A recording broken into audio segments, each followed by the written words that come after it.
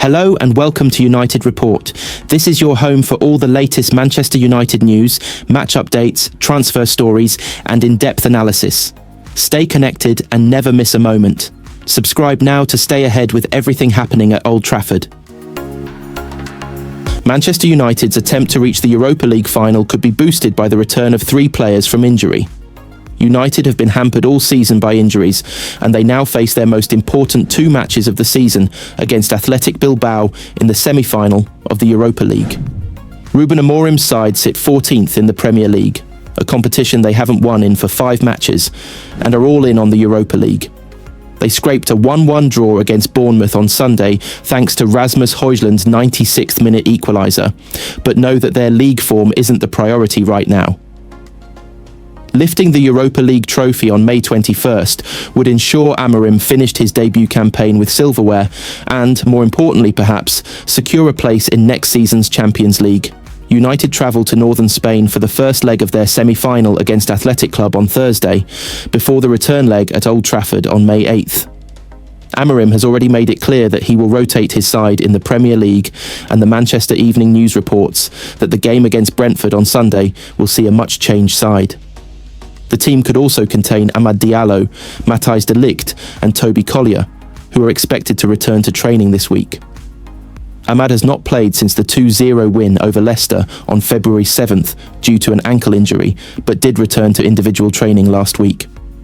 He has 9 goals and 7 assists in 36 appearances this season and has been a rare bright light for United. If he can prove his fitness at Brentford on Sunday, then Amad could be in contention for the second leg against Athletic Club. De Ligt has missed the last 7 games with a foot injury, but is also nearing a return. His absence has been compounded by the injuries to Lisandro Martinez and Aidan Heaven, leaving United short in central defence.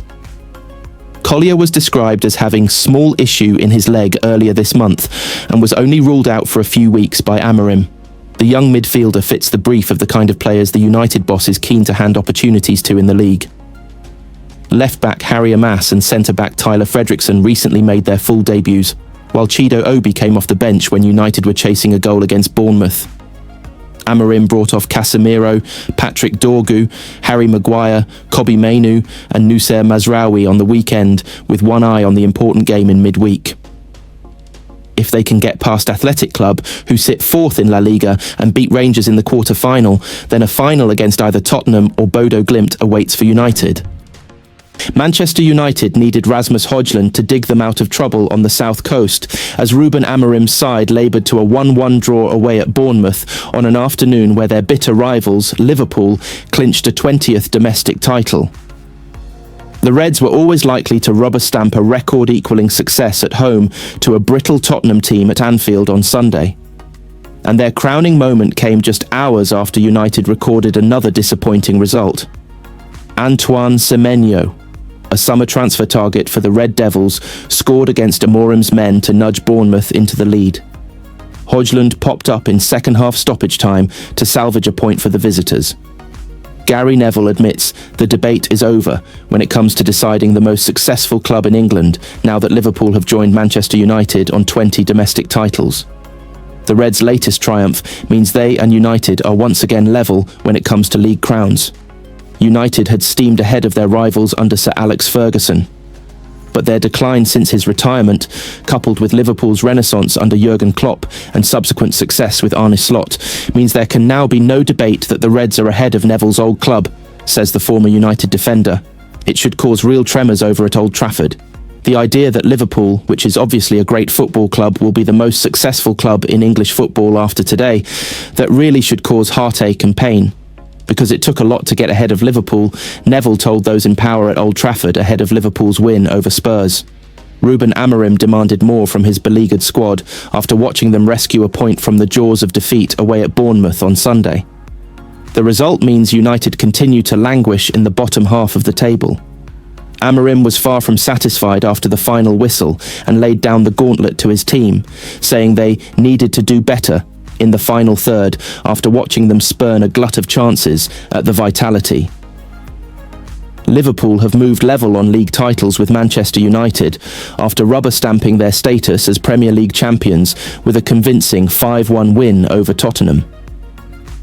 United had moved ahead of their bitter rivals on the domestic title count under Sir Alex Ferguson. But the Reds, who won the title under Jurgen Klopp 5 years ago before winning it again under Arne Slot this year, have now restored parity. The Premier League have claimed that Evanilson endangered Noussair Mazraoui with the challenge that saw him sent off against Manchester United. The Brazilian was sent off in the 67th minute of his side's Premier League clash with the Red Devils on Sunday for a clumsy challenge, albeit it appeared that he had slipped. He had initially been booked by referee Peter Banks, but following a review, the official changed his mind and brandished a red card instead. A statement have now explained the decision. It read, VAR recommended an on-field review for a possible red card for the challenge by Evanilson on Mazraoui, with the challenge deemed to be two-footed with both feet off the ground, endangering the safety of the opponent. Upon review, the referee issued a red card to Evanilson for serious foul play. Fans were left baffled by the decision, as were a host of pundits. Alan Smith said on Sky Sports, "I'm a bit dumbfounded by that one. I know it ends up being a dangerous challenge, but it's a total accident. If you do slip in that fashion, you can't help it." Meanwhile, ex-Southampton man Francis Benali said, "There is a couple of points of contact. I don't think it's intentional." The sending off was the second moment of controversy at the Vitality Stadium. Tyler Adams appeared to escape his own red for a crunching challenge on Alejandro Garnacho. A statement earlier in the game read, "The referee's call of yellow card for the challenge by Adams on Garnacho was checked and confirmed by VAR, with the challenge deemed reckless and not serious foul play." Antoine Semenyo had given Bournemouth the lead in the first half with a clinical finish, Evanilson the provider. The 25-year-old's dismissal against United was just the second of his career, having previously been sent off for former club Porto. He joined Bournemouth for just over £40 million last summer and has scored 9 goals across his debut campaign on the South Coast. He will now be missing some key games as the Cherries attempt to seal a European spot under Andoni Iraola with the automatic ban for serious foul play carrying a 3-match ban. Bournemouth face Arsenal, Aston Villa and Manchester City in what is a very tricky run-in ahead of taking on Leicester in their final match of the campaign. Matheus Cunha has sent mixed messages to the fans of Wolves and Manchester United through a confusing goal celebration. Cunha is poised to leave Wolves for United in the summer transfer window, with Ruben Amorim's side in advanced talks with the Brazilian United are ready to pay the $62.5 million fee attached to Cunha's exit clause and are confident of getting a deal over the line early in the summer transfer window. The 25-year-old has been in excellent form this season, but his behaviour both on and off the pitch has riled Wolves supporters. Cunha served a 4-game ban for clashing with Bournemouth's Milos Kerkez and has clashed with fans on social media. He made it clear he wanted to leave Wolves in January before signing a new contract with a hefty exit clause, and those factors have combined to upset some supporters. While his loyalty has been doubted by many, his talent isn't in question, and he opened the scoring for Wolves against Leicester on Saturday with a tap-in from Rayhan Aït-Nouri's low cross. That was his 15th goal of the season in the Premier League, and he caught the eye by celebrating by pointing at the badge on his chest. Matheus Cunha pointing to the badge?